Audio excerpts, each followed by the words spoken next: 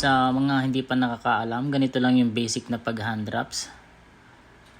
Bago kayo magsuot ng gloves, kailangan yan guys para ma-protectionan ng ating wrist at saka ang ating kamay.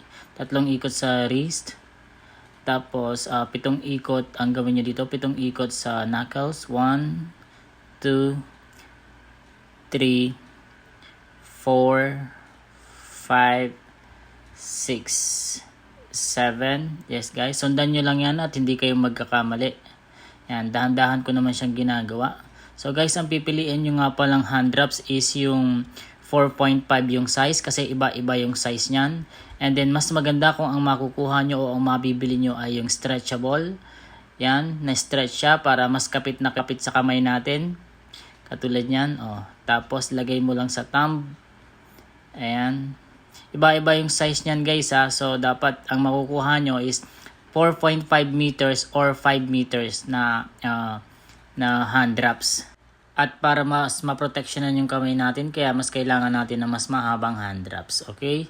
So at ito naman nga guys yung may padding na hand wraps, no? Yan, sundan nyo lang yan. Mag-ikot lang kayo ng 5 beses sa inyong daliri. Tapos ilagay nyo sa knuckles. Yan. At kailangan nga natin ng tamang sukat ng hand wraps para hindi manakit yung ating mga kamay. No? Nagiging dahilan kasi yan kung bakit sumasakit yung mga kamay natin habang sumusuntok tayo. Lalo na kung manipis yung hand wraps natin or maigsi yung hand wraps na nabili natin, ay pwede talagang manakit ang ating kamay habang tayo sumusuntok.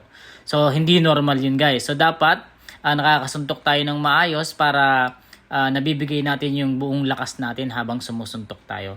So, ganun lang guys. Yan lang gagawin nyo guys. So, i-finish nyo na yan. Yan. Tapos, protektado na ang ating wrist nyan, ang ating knuckles. Okay? Ganun lang. Ganun lang kadali. Ulit-ulitin nyo lang yan. Matututunan nyo yan. Thank you.